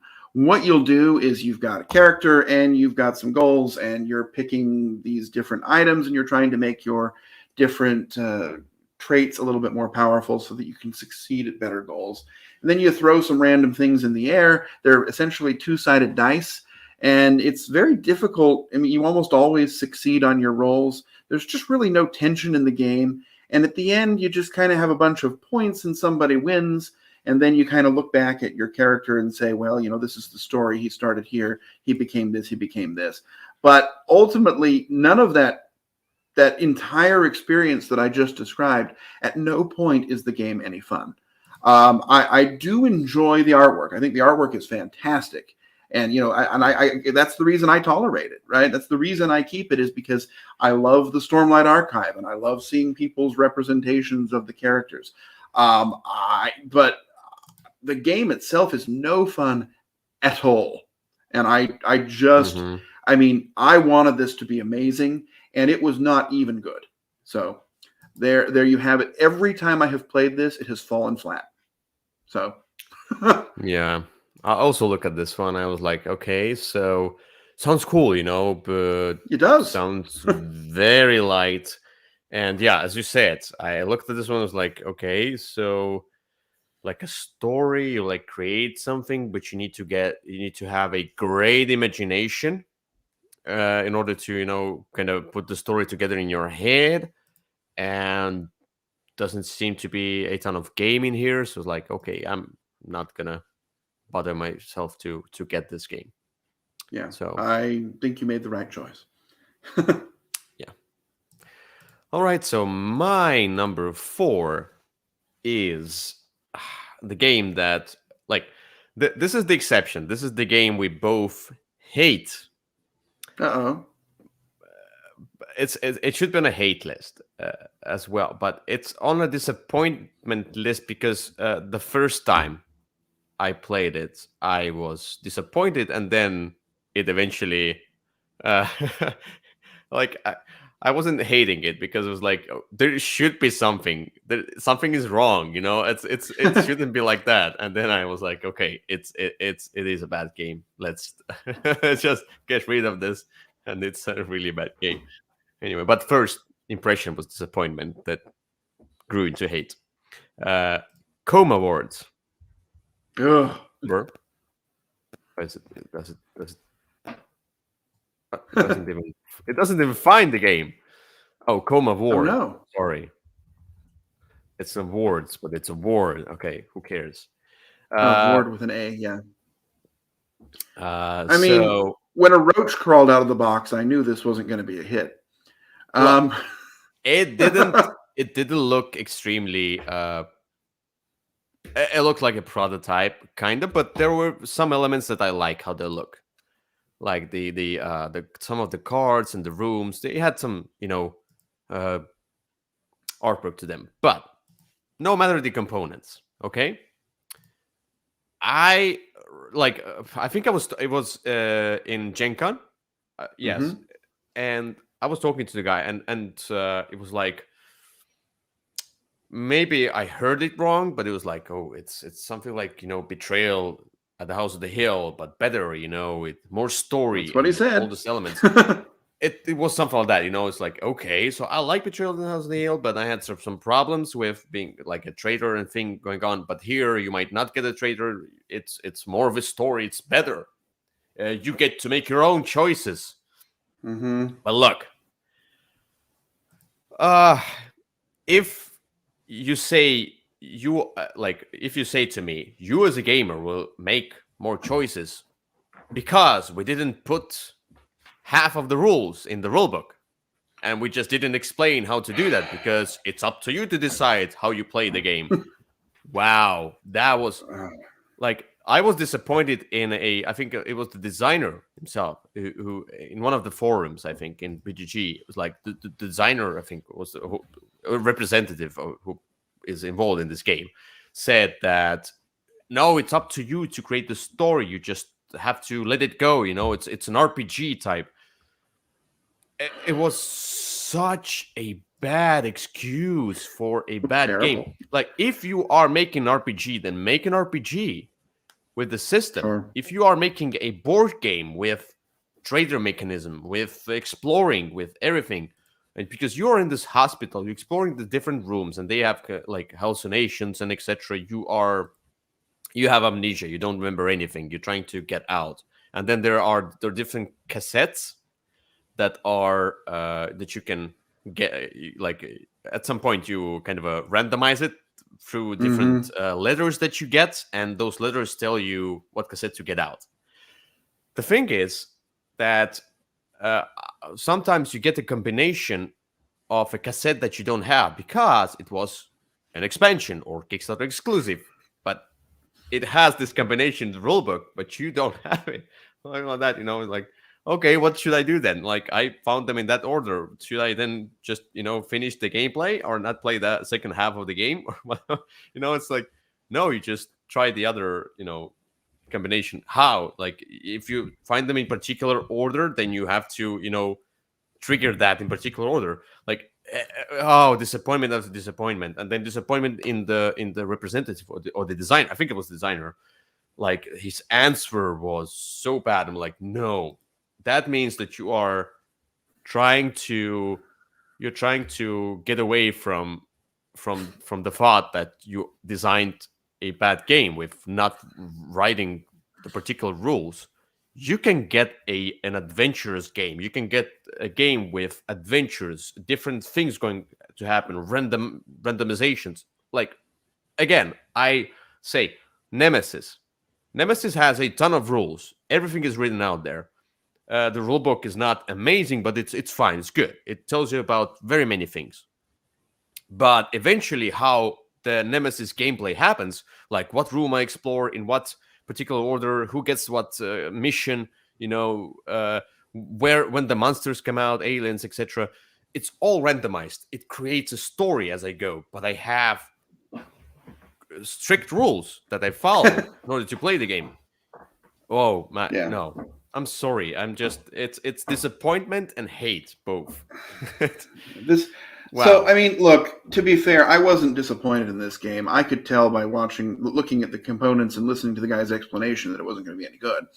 I just remember when we played it. You weren't there. By the way, I think you were. We went there separately, and then I went there because you weren't. When maybe. I talked to the guy, I remember talking to the guy and thinking, okay, this looks like a bad game. And I'm going to be polite and nod and smile and then go away. And then you bought the game. We played it. Yes. And I remember the last 45 minutes was just rolling dice randomly trying to get a 5. It was just awful. This was a terrible game. So, but Betrayal, it's better than Betrayal. And I was like, there needs to be something, and it has a cool idea. That's everything it has. I mean, like, idea as the setting. This game felt like somebody's expensive prototype. So, yeah. Anyway, how it found it on the Kickstarter. That's wow. Well. Anyway, there we have it. Sorry, it was a long banner, but this is wow. Okay. Anyway, it's not my number one. It's like just because it's also a hate. It's okay. On 2 lists. It would be on my number 1 hate list, maybe. No, my number 1 hate is something else. We'll do that again, and then I'll tell you what's my number 1 hate. Anyway, number 3.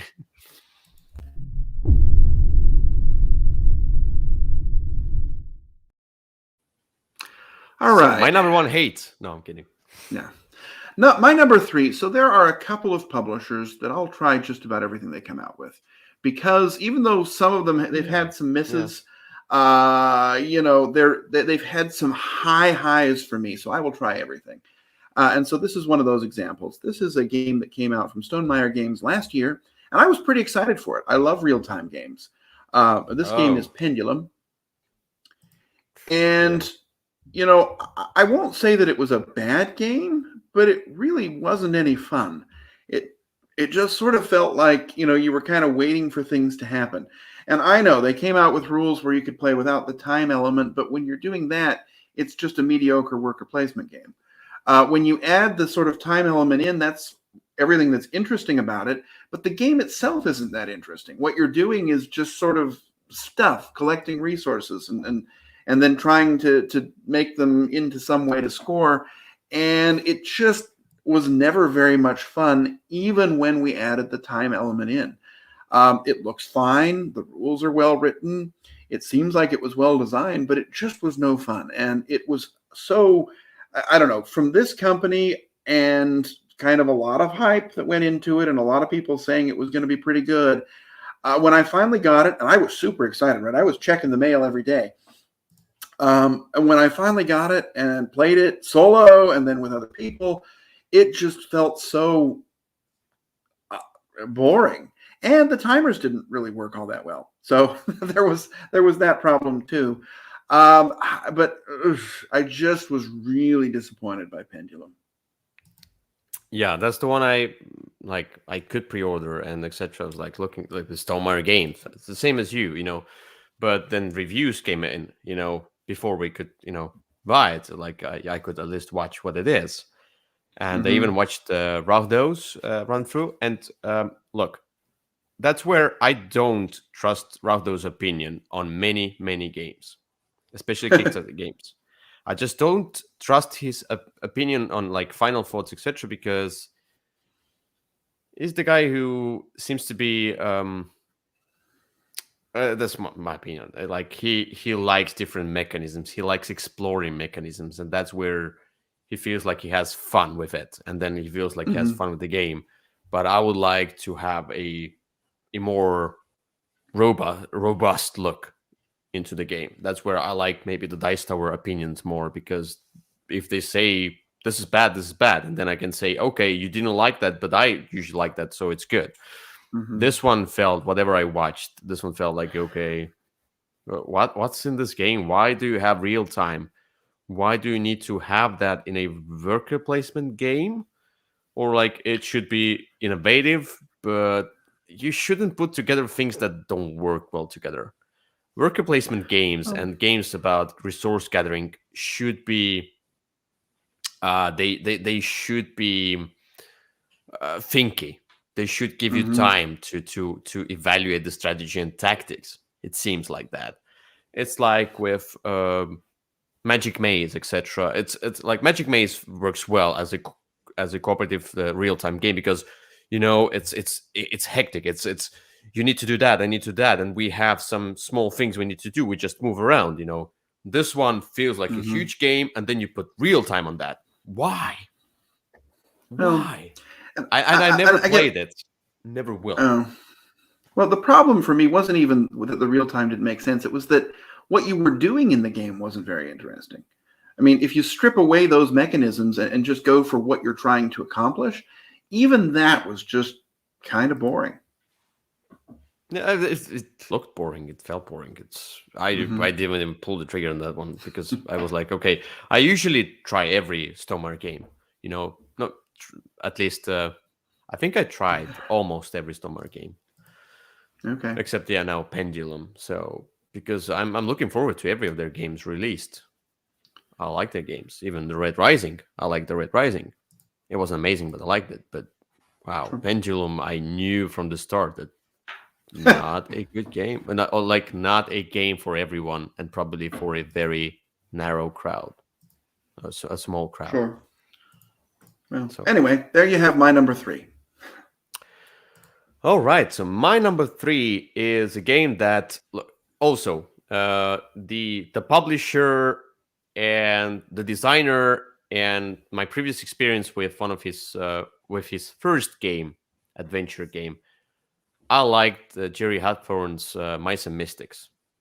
It had its problems, but it was such an evocative story. It was one of my early games in my early days of board gaming, and one of those games where, wow, you could do this kinds of story games with this kind of different world, not just your usual fantasy with wizard. And it also has this wizard and the brute and the medic and whatever, but the cleric. but it's all mice, and the world corresponds to that. The world itself is like when you, like with mice and mystics, it's like you somebody gets on the spoon, and you push the spoon, and then you fly on the table. Like everything feels thematic. Now, Hmm. then he comes out, and then they are bought by Asmodee, and maybe it's somewhat related. They do the stuffed fables, and I look at stuffed fables. It feels a little bit too childish, so I don't try it. Okay. And then comes out Commandants, which Hmm. is like, okay, and my game on this is Commandants. It feels like, okay, so it's a progression from stuffed fables. No, I should try it. But oh my, I didn't like how I didn't like the rules weren't streamlined enough. I mean, I felt like there are too many rules. I felt like the whole progression of the game, I didn't feel the story. It was confusing. There's different spaces on the board, and like the whole game felt confusing. Okay. And there was like the story for the sake of trying to get some story through, but really I didn't feel like it was something amazing. I Yeah. didn't feel like I'm doing something uh, good here. Sure. I don't know how to describe it. Just after Mice and Mystics, I wanted to have a story. I wanted to have an adventure, and Yeah. it was just mechanical mess, in my opinion. So, my thoughts, I enjoyed Comanauts, but I did not enjoy one thing about it, right? Because you don't really know. You start out and you play through, half of a scenario, and then you're slowly figuring out which scenario you're actually supposed to go to. And I didn't like that. I wish that you had Yeah, just picked one dream and played through from the start to the finish and had yeah, that be your event. The whole yeah, discovering things, you go through and you're playing through these rules, and then all of a sudden, zip, you're out into another area, and you've got to play through that. And then, you get to the end of that, and then you realize, no, we were in the wrong one. So you go to another one. yep, That part just didn't make the game any fun. And it always ended up that we were always in the same area, right? It was always this Old West town. No matter what happened, we always ended up in the Old West town.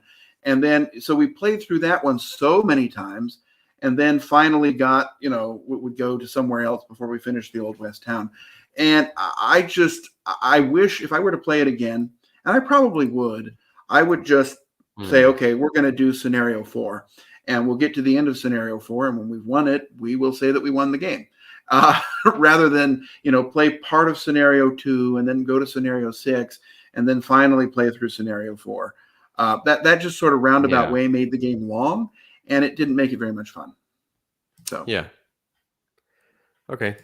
So anyway, come on, that's my disappointment. Let's get to number 2.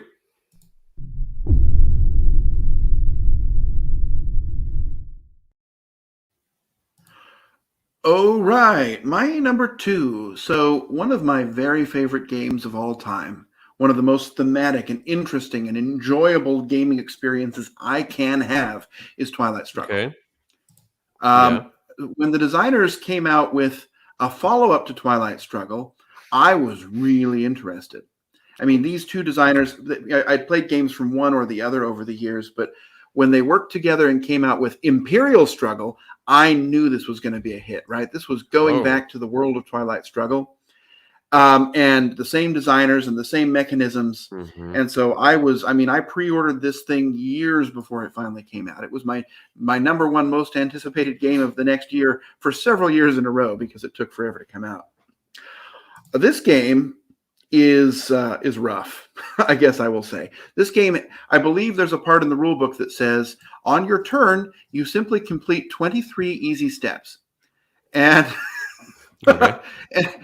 first of all, the rule book is horrible. Okay, it's the typical Mm-hmm. GMT rule book where it's basically just sort of a manual and 1.1.6, and you really cannot learn how to play the game from reading the rule book. Instead, you have to read the second rule book, which is the playthrough, and then kind of reference things as you go. But it sort of takes the fun of Twilight Struggle and says, well, what if we added 16 more concepts that people could think about. And what that results in is a lot of missed rules, a lot of mistakes, and a game that is very difficult to teach and very difficult to learn, and just not ultimately all that much fun to play. I really wanted to like this game. And I Hmm. think, if I played with someone who already knew how to play it and played it a lot, maybe I could find some joy here. But it was, every time I have played this with somebody, it has fallen flat just because it's so messy in terms of what's going on. Things don't really make a lot of sense. You've got to pay attention to shapes and colors for different things at different times for different reasons. And, at no point did I say, in any time I have played this game, geez, I'm sure glad I pulled this out instead of Twilight Struggle. Right? I Yeah. just don't know that they'll be able to top that game because it is streamlined and thematic and amazing, whereas this one was a bloated mess of mechanisms. It felt like everybody just had to keep adding things to it, and less would have been definitely more here. So my number two, a game I was super excited for and definitely did not deliver, is Imperial Struggle. Okay. Yeah. No, never will.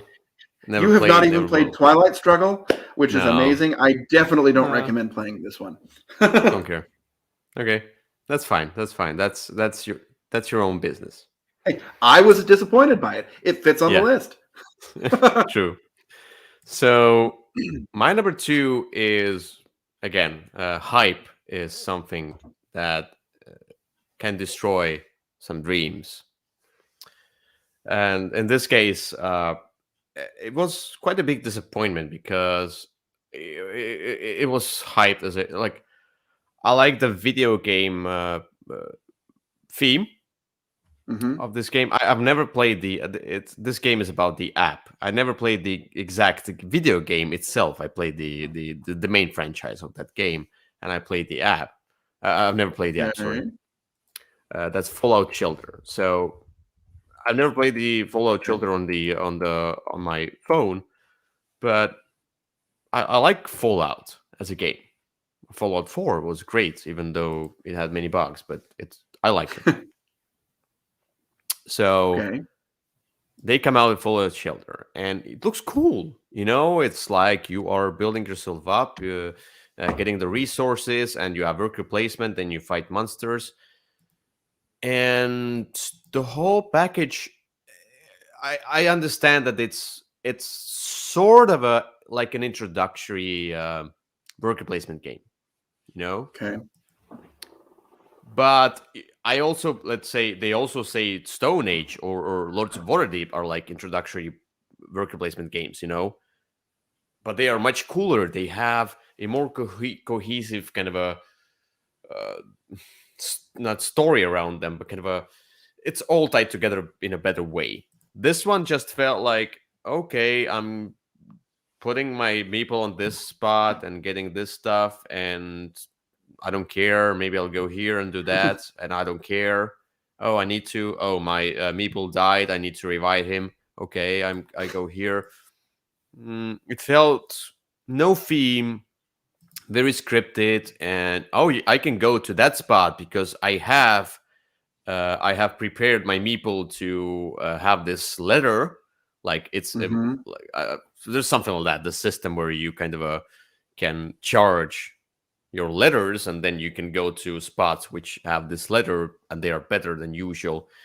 And then you get those monsters, and the monsters are just blocking the way, and the fighting them is just I don't know. I just need to go there and get rid of that, and I I don't know how the app plays, Mm. but this I don't. game, I don't know anything about this game. yeah, Fallout Shelter felt very underwhelming. Okay. It just wasn't exciting. It's not a bad game. It might be a good game for some people. Maybe for those who love the app game, and it might give them more enjoy. Or the people who are not into heavier games, they like those light games. But this kind of a light game, it didn't bring anything new to the table, like nothing. It was just your usual worker placement and your usual resource gathering, and like I know a ton of those games and more exciting ones. It just Sure. and it was hyped so Okay. much. Like it's a cool game. Hmm. Yeah, I heard some hype, but I never tried it. I didn't know the IP, and so it didn't look interesting to me. Fallout is a cool video game you should try out. Oh, I know you like that game. I've heard you talk about that before.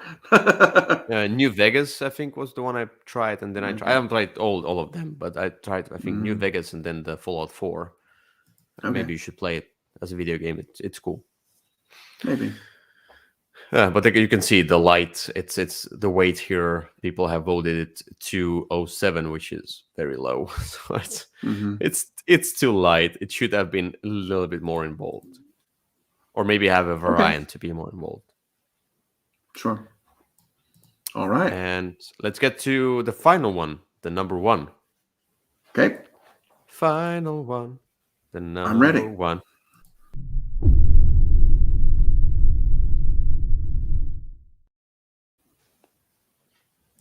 All right. My number one will feel a lot like my number two because it was.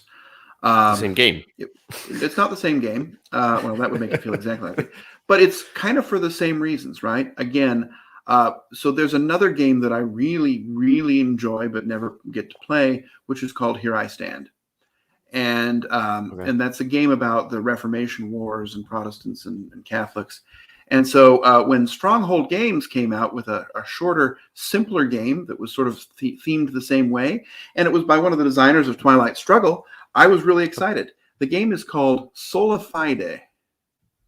Oh, Sola Fide. Yeah, well, I don't know. I think it's Fide. Well, I it's don't know. Latin and nobody knows how to pronounce it.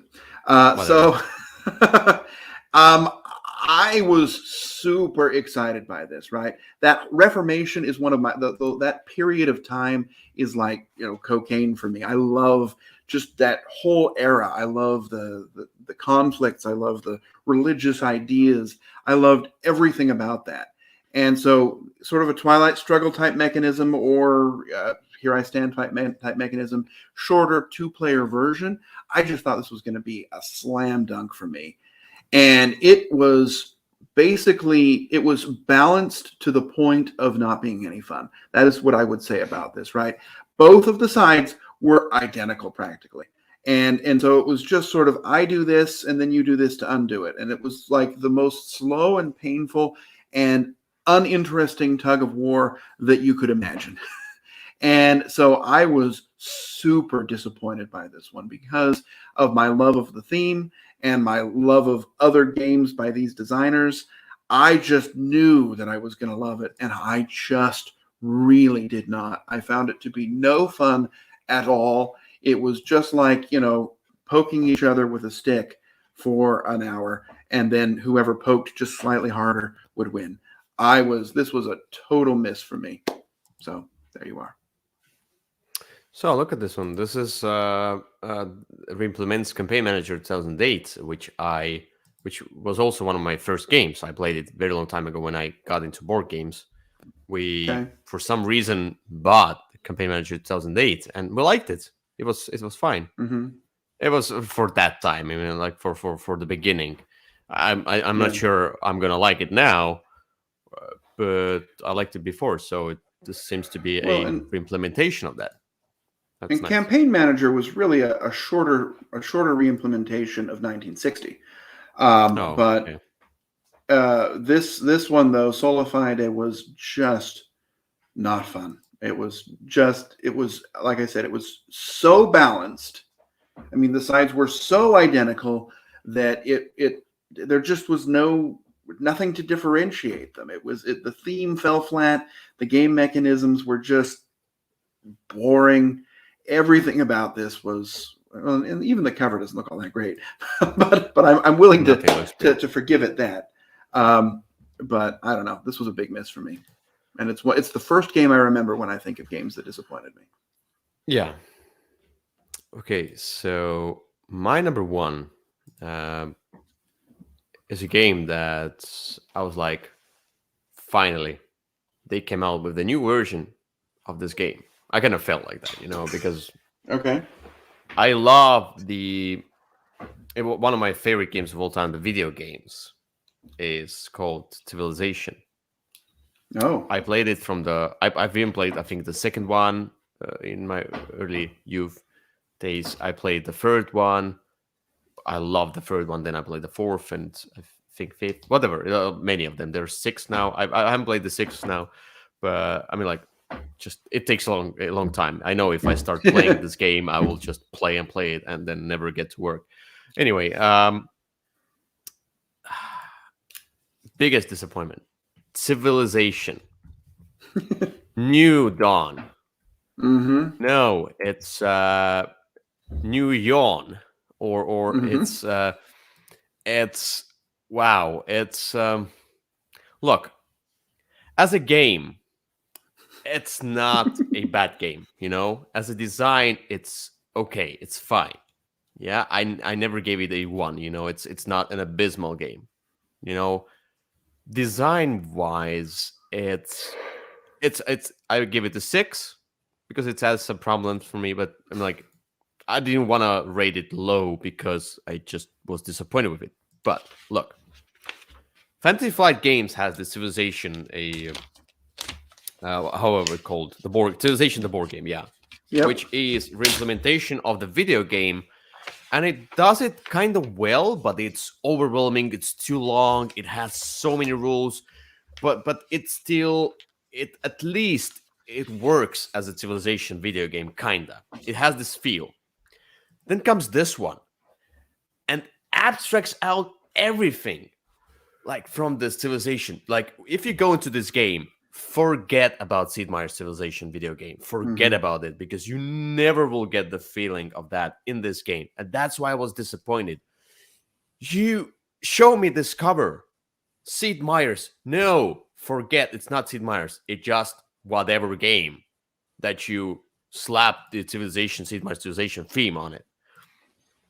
Because I like the card play. The card play was clever. Like, the cards, they become more powerful as the time goes by. They kind of rotate, and then if you Mm-hmm. use it, it becomes weak, and then you have to kind of build it up again in order for it to be powerful again. And then you use it again, like different roll cards. You know, different Mm-hmm. commands that you can do. Everything else, like, you spread out your influence, which are like basically like tokens. What? Civilization. I want to build up my civilization and technologies. I want to spread, build different cities. What is this influence nonsense you're talking about? Like, influence things. And I want to have my caravans. I want to have my archers and so knights, and then march in the other city and destroy it. Whatever. I want to have this epic experience of Civilization, the video game. Instead of that, there are barbarians in this game who can march into your city and destroy it by marching into Oh. it, just in one go. Just that. They march into your city, it's destroyed. Barbarians, which in the video game and in the base game, the Civilization, the board game, are just a nuisance, and they should be. This is something that they come and bother you. You just kill them up, whatever. Or you go and you go to their village, and then you know destroy them, so they will not be in a way, so you can build a city there and you can be Mm-hmm. fine. This one just abstracted out everything. Wow. And I played it on the cruise. I So I bought remember. my copy, and I remember, you remember, I had my copy. I think I bought it through you, and I had my Yep. copy. And And I you I remember you opened. asked me to learn the rules and teach you, and I said no. This is going to be terrible. So, but I opened the box. I didn't punch anything, so it basically was new. I just opened the box to look at the components. I was like, okay, not gonna punch it, because I'm gonna just bring it home. And then on the cruise, somebody else had the copy, Mm-hmm. and he was like looking at this. I'm like, okay, he wants to play it. And then he was looking through the rules, and we kind of learned it together from the rule book. Uh-huh. It was fine. We both read it, so it wasn't like both of us could miss something was wrong in this game, because we looked at the rule book trying to figure out why it's such a bad. Like, why is such a bad experience? Did we miss something? You look at the rulebook, out of the rulebook. No, it's like that. And there are some answers, some questions unanswered because the rulebook wasn't so well written. It was okay. Anyway, we both looked at each other, and I think we half through the game was because it was taking so long. Half through the game was like, or I think maybe we finished it. We kind of forced to finish it, or maybe we ended half through the game and said like, no. I don't remember exactly, but I felt like let's just finish it somehow. Let's please, which it's just not good. I think maybe we finished the game, but kind of somebody of us just let it go and like, okay, just do this in order to win it. I do whatever. I don't bother you. Wow, we both like, nope, this is not a good one. We're both disappointed. Just a random person I played with, he's disappointed. I'm disappointed. I'm like, okay, so my copy of the game goes on sale right now. Oh my god. Yeah. I hate that. I hate that when publishers put a theme on that and then just create a different game. Because this one, like, it's not like my expectation was high. It's like you create expectation for everyone that this is a civilization game. Right. Then do that. Like, it's, oh my god. It's like, okay, let's do the Wingspan. And then in Wingspan, instead of birds, let's have a game about bats. What? Wingspan of bats? Like, or whatever, or like about molds. Weird comparison. Okay. Well, I don't know. It's just like on the outside you have this amazing box. It's like cryptid. You say on the outside, amazing artwork. You look inside, what's this? Just an abstract. Put your cube somewhere. Sure. That's the same here. It's abstract. Put your cube somewhere. Card play is amazing. I would love somebody to take this card play and use it somewhere because this was an amazing system. I loved it. Yeah. Anyway, sorry. It was. Yeah, I didn't play that one because I hated the original Civilization from Fantasy Flight. And I remember you said, hey, why don't you learn these rules and teach me? And I said, I don't even want to play that game. No, this is very different from the Civilization the board game. You hated it, but Civilization board game was great. Yes, I did. Because at least it was thematic. It was trying to do something the video game did. But this one is very different game. So maybe if I come back to it, just forgetting about that this is a civilization game and just playing the game, but I will never because it just stuck in my mind. I look at this game, it's like, it is a Sid Meier's Civilization. I cannot, throw it out of my head or my brain, and just say that it's not. If they retheme it into something else, maybe I will like it more. I don't know. Maybe. Well, who knows? Anyway, there you go. You were disappointed by it. I wasn't because I didn't play it. Don't play it. It's. I won't. It's not. I've got Through the Ages and Clash of Cultures, and those will both do it for me for Civilization games. Yeah, I want to try the Clash of Cultures. By the way, I want to try the new one. The new one's pretty good. Yeah, but we'll talk about that another time. Yeah. So I still don't remember the game. I wanted to say I was like my number 11. It would have been maybe my number 11 as disappointment game. But one of the games was on my list is kind of on my number 11. Just a honorable mention. Unhonorable mention is Fort. Did you like Fort? I enjoyed Fort, but it wasn't my favorite. It was okay. Yeah. My very long short list here. Let's see what else we have. Just go through it. Yeah, just name. All right, name. I had Pie Town. Alubari, Ascension, Batman Gotham City, Blackout Hong Kong, Bonanza Duel, Carson City the Card Game, Chai, CO2, Curators, Epic. I can't read that. Hoplamachus, Lawyer Up, Nova Luna, Overboss, Wallenstein, and Savannah Park. At the beginning, you said, what was the game you said at the beginning? Pie Town, Alubari. Yeah.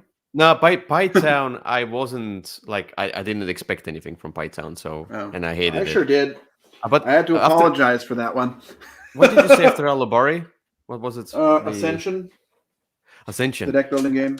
Oh yeah, look, Ascension was my first one of the first games I ever played, and my first deck building game. So I was enamored with it. So Hmm. if I play it now, let's say after you know having much more experience with games and with deck building games, if I played now, I would be disappointed. Yeah, but yeah, it's by the So way when I think about surprise list.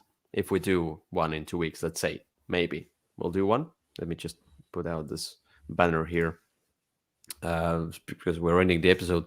But if we do surprise list, I was like, okay, if I have to make surprise list, then I have to exclude everything I played in my early days of board gaming because everything was a surprise. sure. Like everything I liked because like I didn't have any kind of a other choice in my head. Hmm. But yeah, as more as we get more experience in board games and in playing games, the more as you can see the whole list, the more disappointments we get as well, Sure. Yep. especially if you usually like that kind of a genre or mechanics, or you played a ton of that in that particular genre. Right. Anyway, avoid Kickstarter, avoid hype. Yeah, no, I wish I could, but I am firmly addicted to both. That's nice. Fine. Anyway, thank you for watching. I'm sorry for the connection problems. It's just how Yeah, it who is. knows what was going on there? Internet sometimes just Yeah. isn't on our side. Hey, it worked out eventually. Yeah, you were here for the whole episode eventually. I don't know. Hmm. You stayed with me. I did. Anyway, Always. All right. Well, that's all for this time. yeah, see you another time. Bye Bye bye. bye.